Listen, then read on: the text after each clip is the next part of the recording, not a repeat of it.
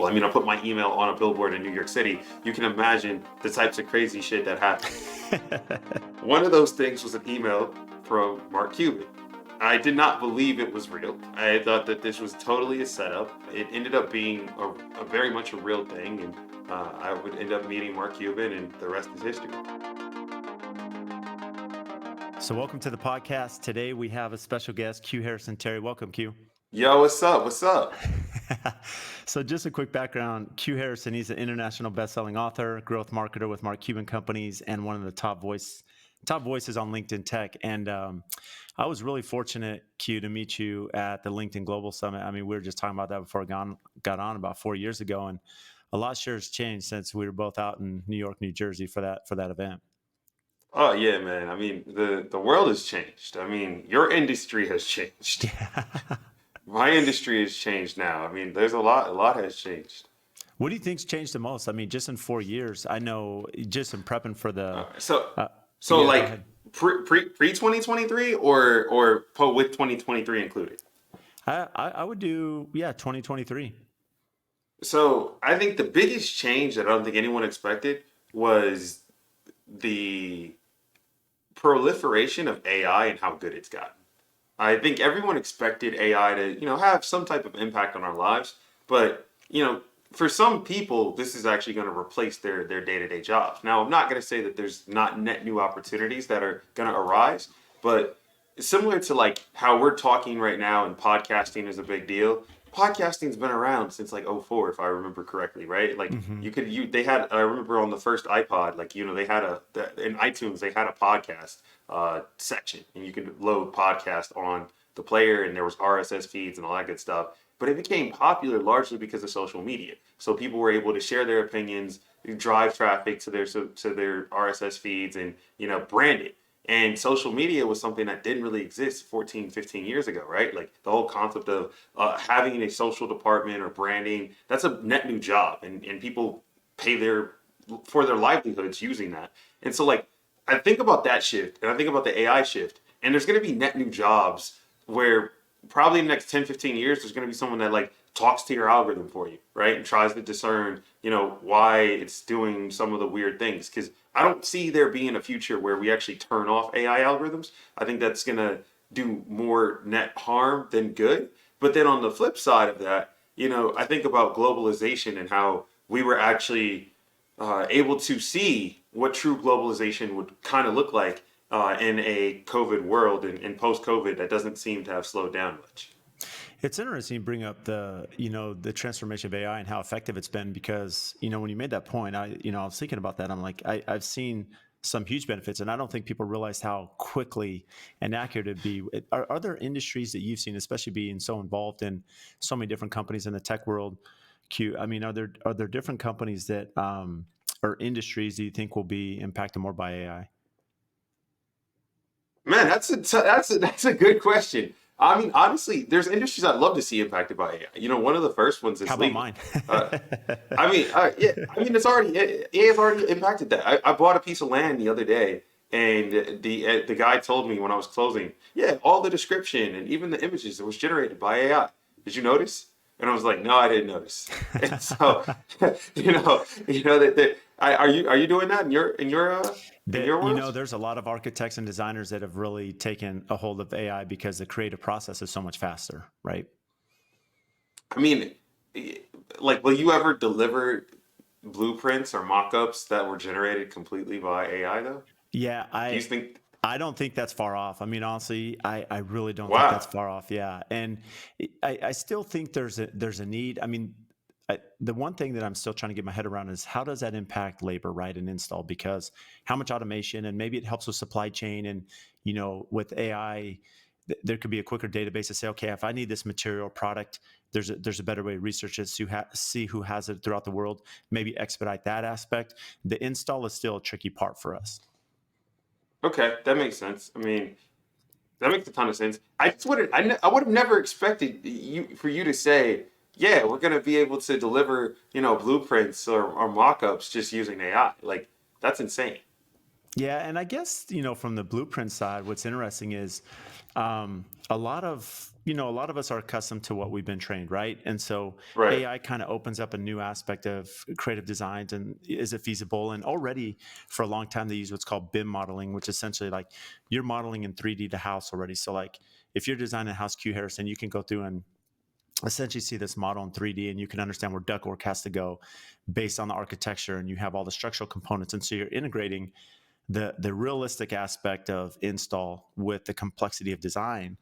And through BIM modeling, I would imagine that it gets more complex over time with, I've already seen a lot of architects, um, they're taking you through the design at 3D before it's ever built. And I think that's going to continue to enhance, the design experience. Just we'll see what happens. In 3D, more so like the metaverse, where like I put on an Oculus and go through it, or Yeah, so there's a lot of design okay, firms and rendering companies, and even locally here in Scottsdale, a couple architecture firms that use the Oculus. So they're designing the home. You put the yeah. Oculus on, and you're essentially walking through your home as if it's built before it's done, to really see viewpoints and skylines and city lights and whatever you want to see. The pool could be done, and you could change the colors. The furniture. It's pretty amazing. So I've seen that, and like the funny thing is, I don't even think that's the most impressive version of that tech yet. Have Right. you seen the one where I was in Dubai, and dude, they had this demonstration where you could design the house, and it was a big warehouse, and there was like projection mapping on the floor where the floor plan would actually change in this warehouse, and you could kind of walk through it. That's incredible. Are I haven't you, seen that. yeah, okay, yeah, I'll have to find that link and share it with you. But like that to me was like, because it's not. I mean, the future of that would obviously just have the holographic home that you're walking through. You wouldn't even need the goggles or the Hmm. glasses. But on the flip side of that, I mean, like today, you can walk in the projection mapped floor plan. You can say, oh, okay, my bathroom would be here, the kitchen's and down the corridor there. Like here's the staircase. Like it's kind of cool because if it's in this big warehouse where you can realistically kind of fit certain homes, not all homes of course, but certain sized homes. It's not a bad way to visualize your property. So, being that we're always behind the eight ball, right? We're a little behind in construction. We seem to be slower to adapt a lot of new technology and methods and stuff. Other industries that are way ahead right now that you're seeing, especially with your involvement, with AI and integration. Yeah, I mean, honestly, when it comes to AI, people that are like furthest, I wouldn't say that there's anyone that's like super far ahead. There's people that have really well-defined data sets and they're organized, but a lot of the new fundamental shifts in AI, like generative AI, are it's been around for a few years. Like 2017 is when GPTs were introduced to the world, and then you know people didn't start to care about it really until like 2020. So you had some of the first OpenAI GPT models that like kind of landed on the scene, and then in 2022, as we saw last year, this stuff got really really good. And then everyone got a chance to rock with it through the introduction of ChatGPT. And so now you have a ton of people that are using it for their everyday jobs, whether it be counseling. So I know a lot of people that want to make a decision or they want to practice negotiation, they'll start off with like a chat GPT prompt and have that combo. And that's like on the day-to-day side. When it comes to the more prolific, like, oh my gosh, I'm using AI to do this. I've seen people automate whole departments. Like you can replace your ads copywriting team. Largely, put in what you want. Tell the AI exactly what the product is, how you want to market it, what are some of the limitations, what platform is going on, and ask for 40 or 50 different ads. Look at those, take them out, run them as a test, and you can split test right there, and you don't even have to have a copywriter anymore. I'm seeing a lot of the use cases for Midjourney. You're using Midjourney for everything from flyers to screenplays to uh, even more, like a storyboards. Like those are some of the like real tangible use cases where I'm seeing like, okay, this stuff is coming to life. On the advertising front, I mean, we saw generative AI being used in the Super Bowl. So like when I think about where this stuff is being where it's being put, where it's been measured, and like how people are slowly integrating it into their everyday lives. Like bigger corporations that are closer to this data and have it more defined, they're doing cool stuff with it. I mean, obviously, you've got the Microsofts and even in the healthcare sector, you've got a few companies there that are doing amazing things. But on the everyday, like practical, I'm a freelancer, I'm a business use case, small business use case, I mean, I think it's more so like, use AI as something to go faster. So this task used to take me 2 hours. Now I can do it in 10 minutes. And that's an interesting point. So it's so much maybe not even the elimination of the need, but maybe you can limit the amount of personnel or overhead, if you will, because Yes.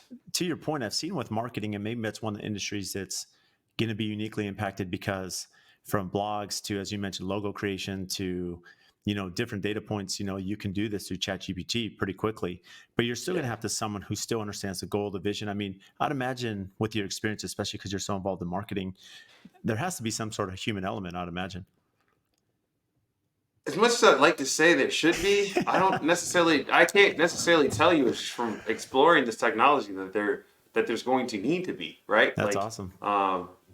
It's awesome, and yet it's also very frightening Mm-hmm. at the same time. Mm-hmm. Um, there's not many things that make me queasy in emerging technologies. This is one of them, largely because if we go too far, containment probably is not going to be possible, right? Like the models will every day this thing gets more and more data, and that data is used to make it better. So we've already seen it go from last year this time. If you ask Chat to write you a paper, it writes you a paper, and it would have a lot of factual errors and a lot of hallucinations in it. Today, not as many hallucinations. It still feels like a robot wrote or like generated the stuff because it's not concise. Brevity is not pursued with the algorithm just yet. It hasn't understood that context where like humans don't want to read 10 pages, so just give me the skinny.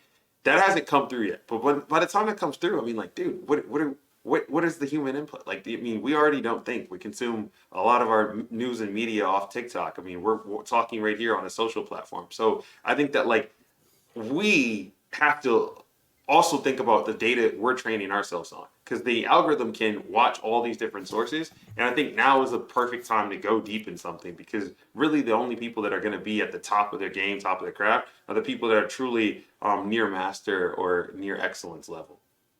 And so, what do you mean by near master, near excellence level?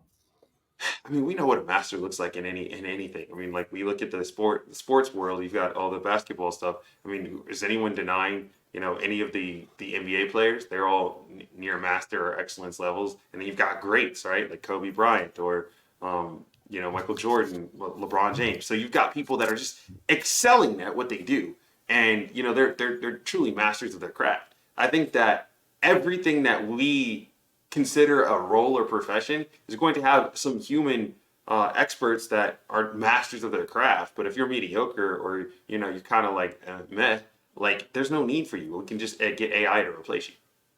That's interesting. So I feel like a lot of us have seen, I mean, there's almost been a separation, right? And so you feel that separation will be even greater between, those that are becoming more skilled in the craft, whatever their profession is, as opposed to those that aren't putting in the time and effort. Yeah, I mean that's really gonna be the difference because like I don't think a master in theory, like the way I think about it, is like let's talk about. I mean, you're in construction, so uh, you know I'm trying to think. Zaza Hadid, really big designer. Mm-hmm. If I were to like, I know what that property looks like. I also know that a lot of people like that, so the AI is gonna make a bunch of fake Zaza Hadid properties. The difference here is like there's only one Zaza Hadid. So Zaza can stay ahead of the whole game by just being Zaza. Because the AI can't be Zaza.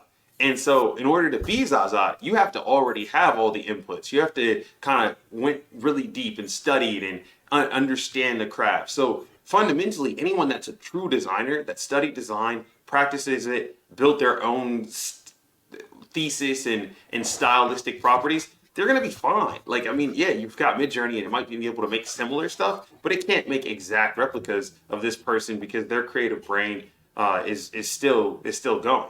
And I think that there's the biggest problem with masters or people that are going to be like excellent at their craft and they're competing is that the AI is super fast and it can pump out 100,000 of these within hours, whereas you might only be able to get one or two done within hours. And so that's going to be the biggest bottleneck. And I think that maybe if we start to just advance our AI literacy, so like what I mean by that is, people need to be using these AI tools today. You need to understand the same way that a designer is not going to let a new version of an Adobe product go, or in your world, you're not going to let the next CAD software go, right? Like you're gonna, if there's an update, you're gonna integrate that eventually into your process, learn it, and make sure the people on your team are trained appropriately in that. The same thing's gonna have to happen within pretty much every single industry today with AI. Like we have to upskill our workers, our management, our bosses, the board of directors, even like everyone needs to be fluent in AI because that's going to be ultimately the cutting edge advantage that a lot of people will retain. So it's going to be your expertise mixed with your AI literacy gets you to peak productivity. When your peak productivity is reached, then you're going to want to maximize efficiency. So like you want to figure out where you can be more efficient in that process, and then you have like kind of a vision for what an AI corporation kind of looks like. The V1. It's interesting because when you speak about just the proficiency and the effectiveness, and you talk about mastering and the AI as well, and it brings you to the peak of your industry, if you will. Where does that mindset come from? Because like for you, QuHarrison, I mean, you speak about it so openly and so confidently, and I think Yeah, many of us struggle to some extent, no matter what it is. Right? Change is hard. And we yeah, all know that the only constant is change. And we've heard all the quotes and stuff. But in every industry, it's so easy to get sucked into the day to day, the mundane. How do you, and it can be overwhelming, here's this new app I need to understand. Here's AI. Like, yeah. where does that mindset, you personally, and maybe those in your network to say, okay, I can see the big picture. I'm not going to get overwhelmed. And here's how I'm going to, Yeah. imply or apply it. So I've always been a voracious reader. Always. Like, I mean, obviously I'm an author. It's really hard to write if you don't consume. So that's always been true. One of the things that I've also always done is take copious notes. I mean, I used to be the kid with a field notes notebook in my pocket, taking notes on everything, studying things. As we got more into the digital age, I kind of let traditional paper go. It just became burdensome and it was not only a burden to carry this all around all everywhere, but I was like if I didn't have the right notebook, I couldn't reference it, and then it just became a whole cumbersome process. So I let that go. And then I was taking notes digitally, but I was doing it in all these different places. And then like the most consistent form or medium was Evernote because I had that the longest. And whenever something didn't work, I just went back to Evernote. And then eventually I was like, you know what? I could probably like I was writing the Floyd Mayweather book that is coming out, and it's called The Undefeated Mentality. And I was in that process when I was doing research and studying it. One of the things I was super fascinated by is like Floyd for every fight largely has allowed people to come into his gym and watch him train. And you would think that like, okay, Floyd Mayweather, this guy, is gonna build this new strategy. We probably don't want to let the public see what that is. But no, like they literally have open training sessions. You get on the list or you figure out how to get in, and like just general admission. It's just general members of the public are in the gym while this guy's training to go like fight some of the biggest fights of his life. And so I'm like, damn, like that's like open sourcing your own learnings. Like it's like okay, like anyone can watch and see what you did, and then they can go watch you perform in the fight and the actual thing. But like that process, like what does that look like in other film and other forms and other mediums? And I ended up building a WTF journal. That was like the inspiration behind that. And my WTF journal is basically a space where I go every day and I ask myself, what's the future? And I take detailed notes and store them in a journal. That journal's available online for free. I don't like overly promote it. Like I think I might post a link or two there on like Twitter or something or X. And now that's what it's called now. But I don't. I'm not like this is not my space where I'm like this is a final product. No, it's very much a draft. This is very much me formulating thoughts, and I put that out there because I want other people to copy the format. Like it's an easy way. It's like just make a commitment. I'm gonna learn something new every day. I'm gonna do what is going to crystallize those learnings for me personally. For me, it's writing. For others, it might be making a video. For some other people, it might be making a doodle or a sketch. I don't know what it is for you. For some people, it might be making music. I don't know. Create something that's going to just crystallize that understanding and just stick with it every day. It's like learning a language or any other thing. You just have to do a little bit day over day, and it compounds. So with that WTF journal, right? That's an open forum essentially that anyone can go and see Yeah. what's in Q's mind, right? What you're writing. Yeah. Do you feel that that vulnerability has opened doors, networking? How has that branched out for you? So it's funny because like I knew nothing about generative AI and like okay, I'm not gonna say that. I was not as accustomed to going deep on generative AI like in November of last year.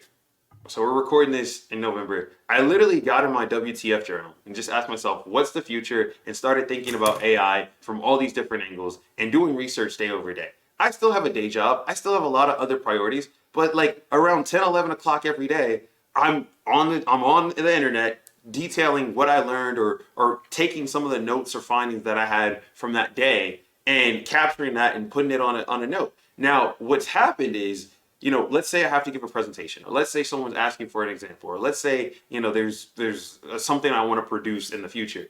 I've got that note card digitally that I can just go back to and say, okay, this is how I thought about this when I first saw it. Has my opinion changed? How would I present this today? What does a more polished version of this look like? And how do I get that output done within the current time frame? And I think it's just honestly, it's a it's a better process to manage it's a better process for me personally to manage accountability.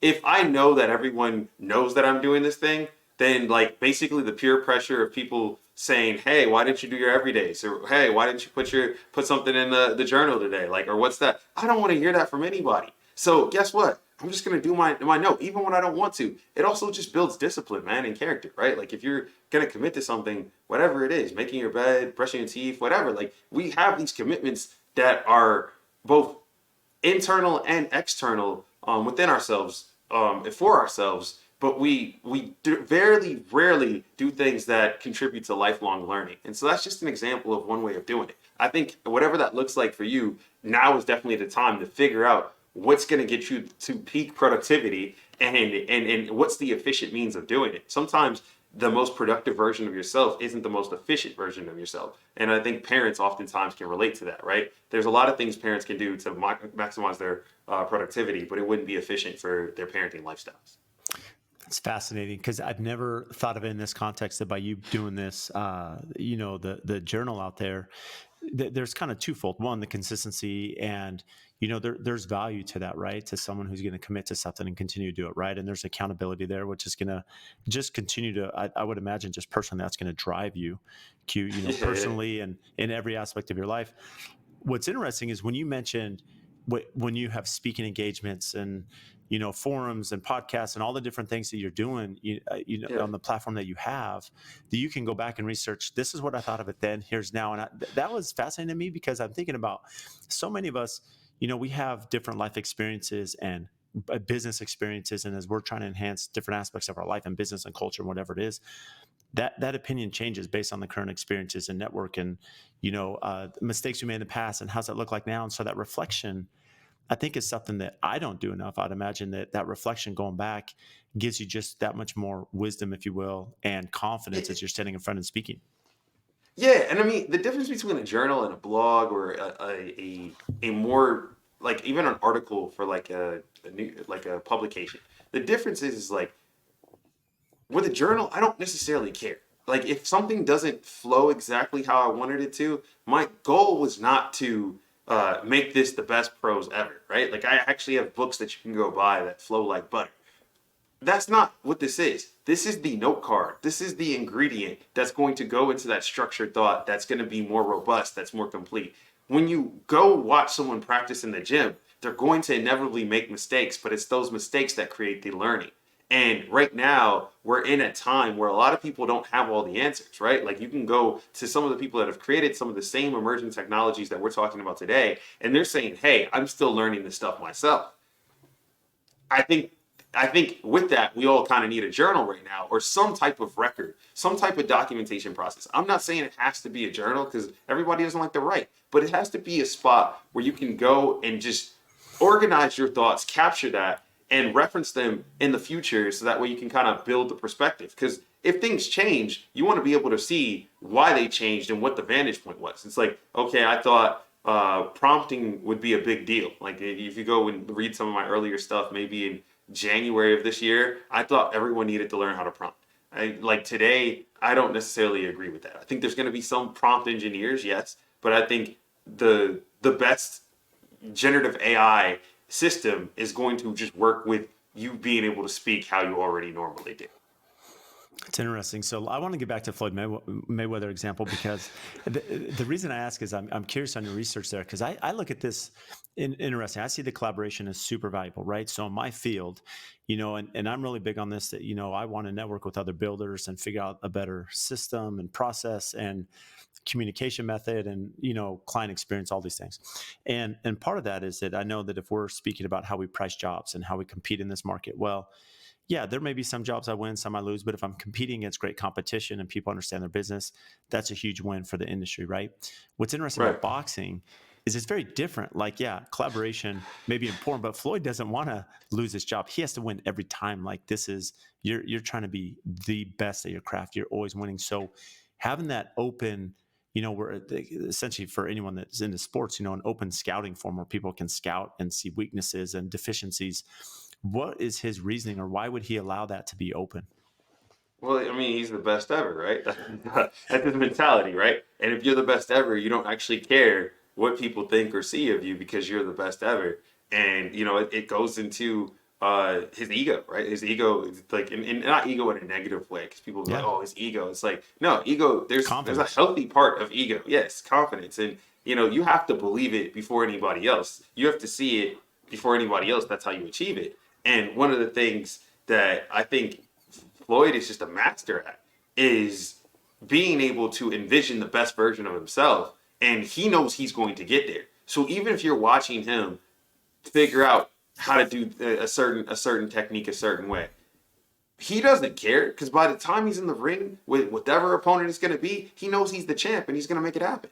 And so I think that was like it was inspiring to see because now everything becomes an opportunity of monetization. Like when you think about it, it's like okay, you can monetize practice. Like what other industry or what other sport would monetize the practice? Like they don't do that in the NBA. You can't go buy a ticket to a practice facility.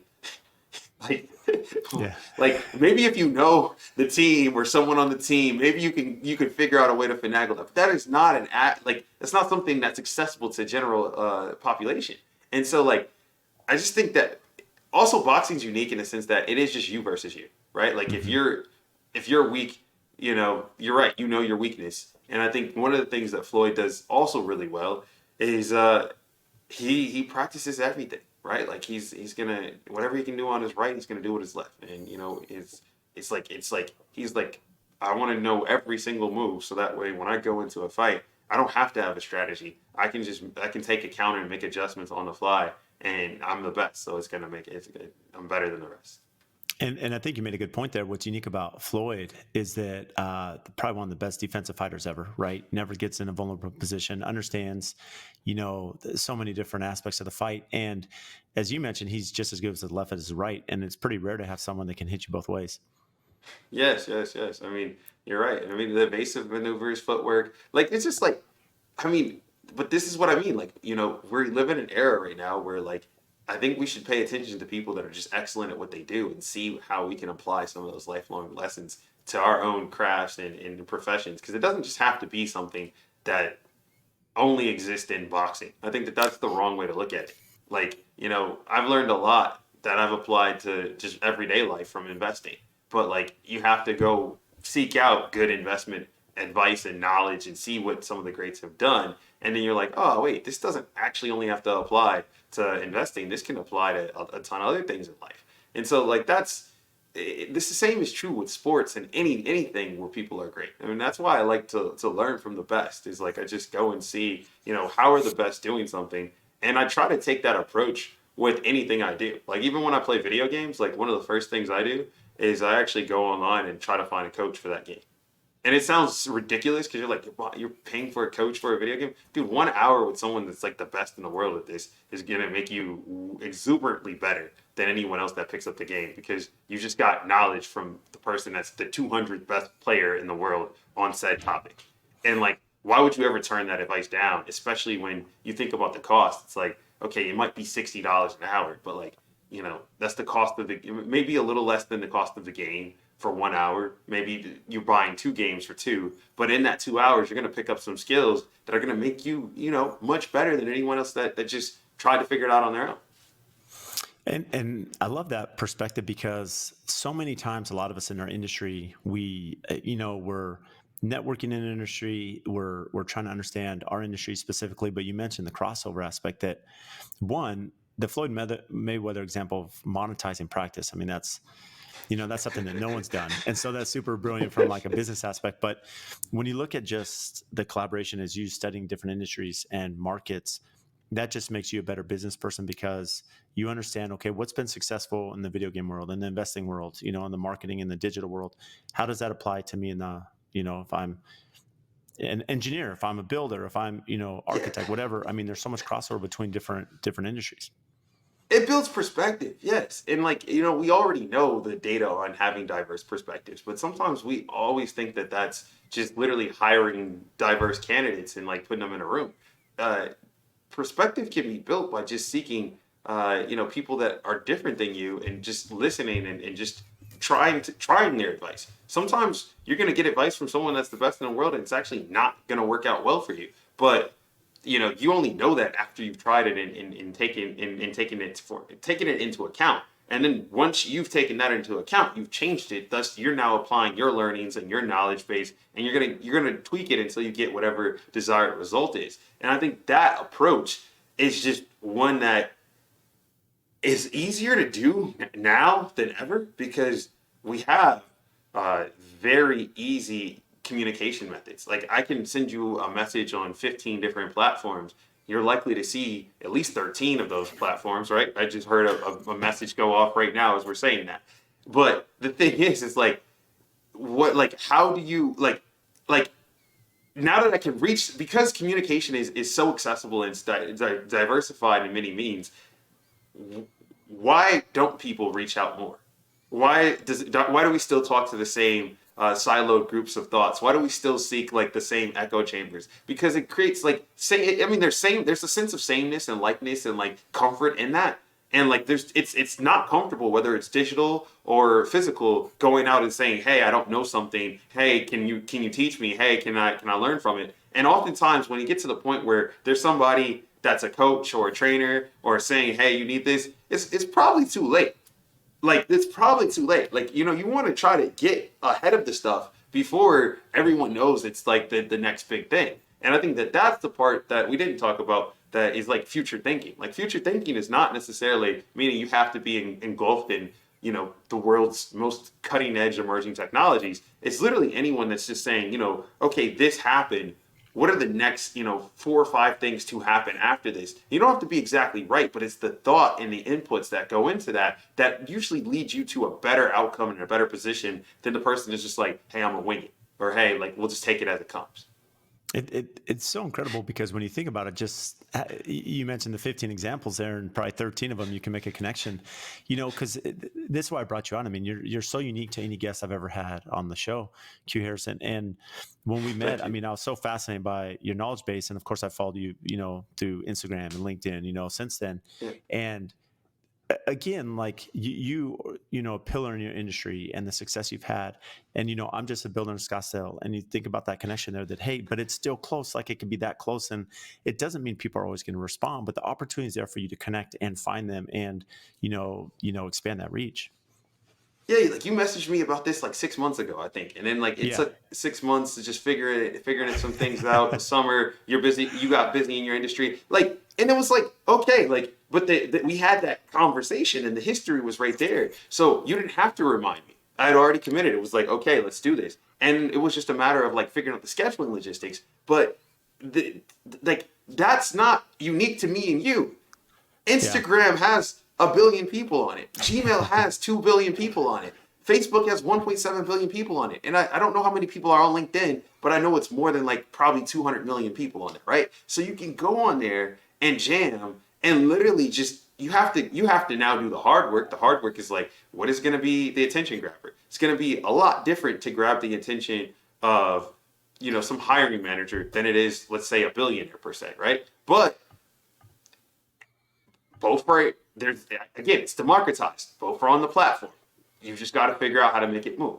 And so I think that's where the human element that you asked me about earlier is like, empathy matters, understanding just the human condition and the human state that matters. And there are a lot of people that are much better at that than the majority of us. And I don't think that those people are the people that are consumed with social, because a lot of those people that are good at that do it in real life. And you know what that looks like. So it's like and sometimes those people they're afraid of the digital means of communication because they're like, it's like, I don't want to send a tweet. I'll just call the person. I'll just text the person. Or I just emailed, Manny last night. I'm going to, I'll see him at dinner. Like, they don't have to express that digitally because they already have it physically. And there's just super connectors like that. But for most people, we can mimic it. And mimicking it looks like using some of the platforms that exist today. So based on your journey, I mean, where did this passion come from, QuHarrison, to get into tech and the metaverse? And I mean, you've written a book on metaverse, and have this understanding of AI and what you've done. My passion for technology, it started when I was much younger. When I was about 7 years old, I got one of those DK books. It was a book called Technology. And it was silver and shiny, and it had all these different instruments on top of it. And I remember when I would open the page, or when I'd open up the first page of the book, it had the definition of technology. And it said, like, technology is anything that is man-made. And so, to me, that was like this. At 7, I was like, what do you mean it's anything that's man-made? I thought technology was like this PSP or this Game Boy. And that's what I thought technology was just computers. And then, you go through the book and it talks about the invention of the wheel and, the printing press and so many more various instruments that, were I would say just, revolutionary in humanity and not just like our society, but like humanity at large. And so I saw that. I was like, man, this is kind of cool. And I kept going, right? Like I kept learning more and more about technology. I used to read Engadget every day for probably like 15 years straight. That was like my version of the Wall Street Journal. And by doing that every day, I built up a very unique insight and made some interesting connections and just was able to build a world understanding of the I would say not only the back end of tech and like how it works, but also the front end. Like, because I saw like, what it looked like at the brand communication level, because I was reading a lot of that stuff from a young age. And so when I got into tech and I started to work in the industries, I just had a unique perspective because it was just something I had immersed myself in for a long time. And, being a founder, it was cool because you're able to communicate your values and your purpose to pretty much all stakeholders because you have like a lot of different insights into the process and you've been on the other side of the process. And now being on the investor side, it's more relatable because I know what it's like to be that founder and I have the insights into that. Now I'm saying, okay, I know what it's like to work with investors from the founder's perspective. I'm gonna do the things that I didn't like, or I'm gonna not do the things that I didn't like when I was a founder. I'm gonna do the things that I did like when I was a founder. And I'm gonna try to communicate differently, right? Sometimes we talk in such abstract definitions that people in the industry understand it, but people outside the industry don't. And it leads to efficiency, right? Like that's why acronyms exist is we can increase our speed of communication. We understand it. We do it in tech. People do it in the medical field. I'm sure you do it in the construction and development field, right? Like we all have our go-to acronyms, but that's not inclusive. Right. And there's times for inclusivity and there's times for exclusivity. Right. Like if you're in the middle of a project and it's mission critical and you got to ship. OK, then let's switch to all acronyms. Let's go like super strong on that, like on the most efficient communication possible. But if that's not true, and we know that it's not always mission critical time all the time. And if it is, you're probably not going to survive. What you probably want to focus on is you probably want to focus on adding as many varied perspectives as you possibly can. So when I'm writing a new book, I wish I could bring everybody into the writing room. I can't. You know, the publisher wouldn't allow me to, and I probably would go crazy because it'd be too much information to consume. But one of the things I love to do is take a concept, take a chapter, and like take it to a place that nobody would have ever expected, and like just have a conversation about that chapter. Like, I'll go to a church, I'll go to a liquor store, I'll go to like a kid's soccer game, like places I would never randomly be because where do you think those ideas are going to go on their own naturally?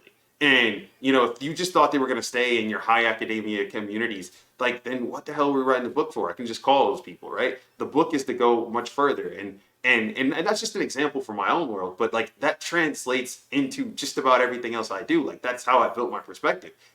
Have an idea, have a concept, go test that thesis in places that you would never expect. And like you'll be surprised at some of the rejections you get and some of the exceptions you do get. And like you'll also make, you know, some pretty cool allies and friends along the way.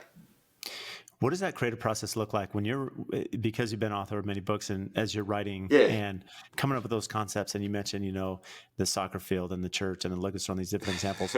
Are these just places where you're in a different environment, so your brain is kind of opening up? Are you actually speaking to people, collaborating? What does that look Yeah. like? No, I'll just go and like I'll try to like blend in, you know, like I mean as best as you can. I don't drink, so the liquor store is a little hard for me, but that's also why I'll try to like try to get that perspective. I don't drink, so I don't know what it's like. So it's like, you know, like what is your take on this, right? Like, but aside from that, uh, with the process, so the book writing process for me is it's not unique. I mean, it's really the way I do the way I write a book and the way that works best for me is I try to think in 9 chapters. I can't keep up with anything more than 9 chapters just yet, especially for nonfiction books. And I feel like if it's more than 9 chapters, and it truly has to be more than 9 chapters, then like okay, we'll make that exception. But in most cases, I don't think that that is true. I think you can express your idea in a 9 chapter format, and you know if you need more, guess what? You can always write another book.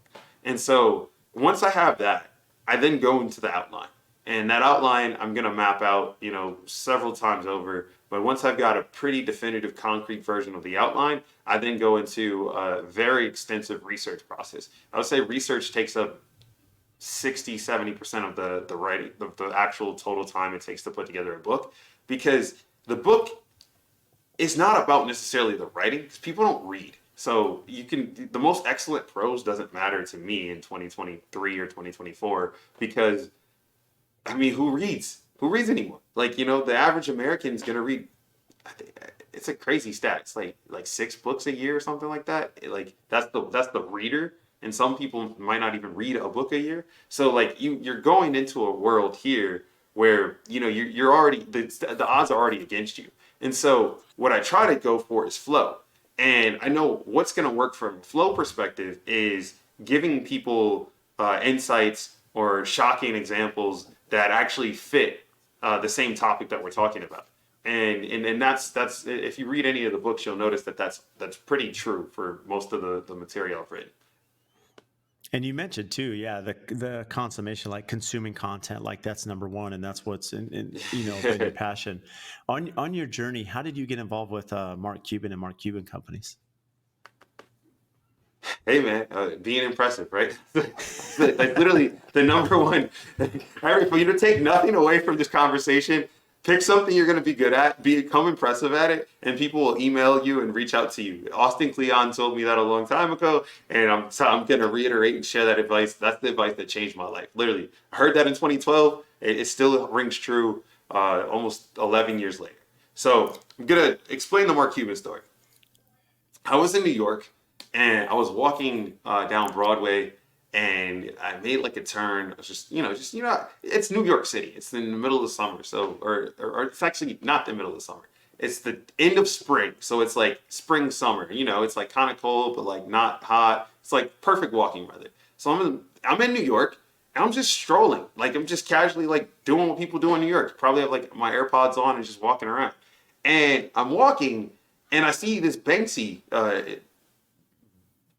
building that was tagged. So like Banksy tagged this building in New York, and I was like, oh, this is cool. And like you know, I'm looking at it. A lot of people are looking at it, and I was like, probably one of the first 100 people to see this thing. It was just happenstance. Well, I take a picture of it, And it was one of those things where it couldn't get the image out of my mind. I was like, wow, I saw Banksy. Wow, I saw Banksy. So I wake up, it's like 6 in the morning, and I go back look at the image, and I notice there's a billboard above it, and I saw that it had a call sign that you could like put an ad on it, and I'm thinking, okay, there's no way in hell between last night and this morning these people realize that there's a Banksy on their building, and like it's New York City. If you have that real estate, you probably also have more real estate on Broadway, and your Times Square is all is not too far from there. So I'm like, all right, they're worried about the what's going on in Times Square because that advertising space is much more lucrative and much more it's much more important than this billboard I saw. And so I was like, let me just see if I can just buy it. And I made the call at like 9 a.m. that day. They said it was available. The rate wasn't crazy. I mean, it was pretty much all the money I had in my account at that time. I was young, but I was just like, hey, I'm gonna take a risk. So I bought the billboard. Had no creative, no ad. Had no clue what I was gonna do. But I was like, I can figure something out with this. I mean, there's literally a once in a lifetime opportunity. Banksy tagged this building. People are gonna go write press about it. It's gonna be an event. It's a Banksy. You can see it for the first time. And like by the time it's covered up, this billboard will be done. Right. So I do that, and then I go and I'm like, what the hell am I gonna put on this? So I put my resume on that billboard. And I was like, like that could be cool, but like I think resumes are boring. Like I think that like, the paper CV thing, like I don't want a CV resume. Like, I mean, it's a formality, but beyond it being a formality, I think that like if that is your expression of yourself in 2023, you need to stop listening to this podcast right now and you need to go like reconsider some things. Seriously, because like it's 2023. Like you can make a TikTok and that's more exciting than like a paper resume. And that's just the standard of it. So I was like, let me reconstruct my resume and present it in a different way. And that's going to be this billboard above this Banksy. And so I did that. I put that together. It went, viral for the time. It was nowhere near like where we are today. And a lot of people called me because I put like my email on it. And it was cool. I got all types of random gigs and offers and just like, I got a chance to talk to a lot of different people. I mean, I put my email on a billboard in New York City. You can imagine the types of crazy shit that happened. Right? Like one of those things was an email from Mark Cuban. I did not believe it was real. I thought that this was totally a setup. But it ended up being a very much a real thing. And I would end up meeting Mark Cuban and the rest is history. So, believe in yourself. If you see a once in a lifetime opportunity, don't think on it. Just do it, right? Like worst case scenario, you'll be a little bit worse than you were before you went into it, but you survived then, you'll survive after. And like I think a lot of people in just society today, they can afford to take a bit more risk, right? We play life on easy mode. Like step it up to intermediate, step it up to hard. The results once you finish and complete it, they're much more grandiose. Like I was in a bar the other day, and when I was in Japan, and it's like it's a izakaya, so they just have all random stuff, and it's really close, so you can hear everybody's conversation. And the guy was talking in like pretty loud English, and he was like, "Yeah, I just finished my MBA, blah blah blah," and like he was just going at it, and I was like, "Okay, that's cool." And like he was talking about like what he was talking about like something, and it was his dreams. And I was like, dude, like, you're dreaming too low. I was like, whoever dreamed about driving a Honda Accord? Like, I mean, like, it's great. It's a great car. But I'm like, dude, if you just finished your MBA, what you're telling me right now sounds like, a Honda Civic or a Honda Accord. You should be thinking a little bit larger than that. Like, I mean, a Mercedes would be better. A Lamborghini, maybe even crazier, right? But, I mean, for some people, it's a Bugatti. So it's like, there's different levels to this, right? Choose which one you want to be at. And for some people, maybe the Honda Civic is great enough. But I think there's too many people just saying, I'm okay and I'm content with good enough. And they don't strive for the super crazy stuff. But the people that do actually end up hitting it. And they're like, well, what did you do differently? I didn't do anything differently. I just tried, just applied. But I think what's crazy about that story, and I'm glad you shared that, Q, because I didn't know that story. But what's interesting is you think about, okay, I have this billboard, and there's one aspect which is the common probably theory, right? Oh, I can have companies advertise, I can sell some, maybe they're up there marketing, and you said, no, I'm investing, and I'm just gonna put my email and my resume up here for everyone to see. And then it leads to Mark Cuban. And I think that's totally outside the box. Like, even as you're saying that, I'm like, I don't think I would have ever thought to say, I'm going to put my resume and email up there. And that's where there's just a creative and willingness to be vulnerable, as you mentioned, just with the way you're doing your WTF journal. By putting yourself out there, it's going to open up opportunities. And that's what so many of us are reluctant to do. What do we talk about? We never talk about people doing the same thing. I mean, how many people you seen walk around with the same boots or the same purse or the same car? But well, the minute something different happens, you're like, oh my, like, did you see this different thing? Or that guy's purse, that's such and such is crazy. This is that. It's like, that's marketing, right? Like, just doing something different. Like, and actually doing it in a tasteful way or doing it in a unique way where it's gonna drive a little bit of attention. But like, there's gonna be good and bad things that happen no matter what you do in life. Like, you could be super successful and have people hate on you. You could be a really bad person and people will love you, right? There's two sides to every story, two sides to every coin. And in this case, like, you can't worry about the other side. Just worry about the side you want to be on and focus on getting that. And then, like, guess what? Once you get there, we're humans. We always want more. You're always gonna go for the next thing, or you're always gonna be like, this could be a little bit better. It's just in our nature, right? So it's like, you'll be surprised at what you can accomplish. And I mean, you also are a testament to that. I mean, look at where you started and where you are. Like, you don't have to, like, a lot of people, like, I mean, that's a one heck of a story. Yeah, I totally agree, Q Harrison. And again, I can't thank you enough. I know how busy you are for making time today for our listeners and for the podcast. I can't thank you enough. So as we close here, outside of all those business ventures that you were speaking about, what do you do for fun? Man, right now, like, okay, all right, I'm pretty boring. I read a lot, but I'm getting into racing. So I'm in the racing simulator a lot more than I would like to admit. But you know, when I can find time to just, you know, cruise around the track virtually, I'm not mad at it. And you know what got me into it was actually when I was writing the Metaverse Handbook. There's a section in there where I talk about like actual practical uses of the metaverse. And I was seeing how like pilots were actually training in flight simulators at home using, like, you know, just standard VR equipment. But like, those pilots were killing these exams, and it was just literally like they're just in this makeshift cockpit with a VR headset, and it's working for learning, you know, at least the movements and the practice. And so I was like, wow, like this simulation stuff is cool. So I ended up building a simulator, and I was like, you know, flying to me isn't the most exciting thing. Like, I've tried it. I've done I've been to flight school and all that. I get bored in the cockpit. Like when I'm up in the air in the Cessna and all that. It's like it's not exactly my cup of tea. But racing, I was like, now I can get with this. And so, you know, I'm in Texas. There's a lot of tracks here. I used to drive a Supra, so it's one of those things where, you know, I like things that go fast, and uh, I wanna see, can you actually get pretty decent at racing from just doing the simulator? And obviously, there's some things that definitely change, right? Like, you're not actually feeling the force against your body when you're going at such high speeds. But I mean, there's enough case studies that prove that you can. And heck, there was even a movie called Gran Turismo that came out this year that's about just that happening. So I think that's going to be much more the norm than the abnormal.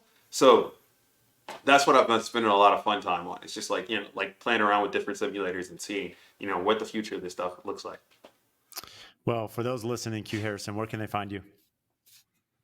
All right. Well, the easy part is if you go to QuHarrison.com, you can find all the formal stuff about me. If you want to see the Everydays journal that I've been working on, or the WTF journal, go to everydays.wtf. It's pretty simple. Just type it in on any browser, Chrome, Safari, whatever, the word everydays.wtf, and you'll get access to all the things that I'm thinking on for the last few days.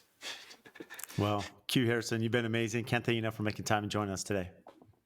Thank you for having me. It's been a pleasure. If you get value from the show, please support us by giving a 5-star rating and review on whatever platform you listen to. And I also have a favor to ask. We've had some incredible guests that come on and share their wisdom, their knowledge about their business. So if you have friends or family members that could benefit from those episodes, please share it with them, as well as any other business owners that you're networking with that could get value from the podcast or certain episodes. Please share those as well. Again, subscribe, make sure you're following. Any questions that you have, topics. We've had listeners reach out about certain guests that we should have on the show. Again, brad.l@aftconstruction.com. Email me for topics to address, guests that we should have on, and even if you think you'd be a great guest for the show. So, again, thank you for all your support, and we'll see you next time.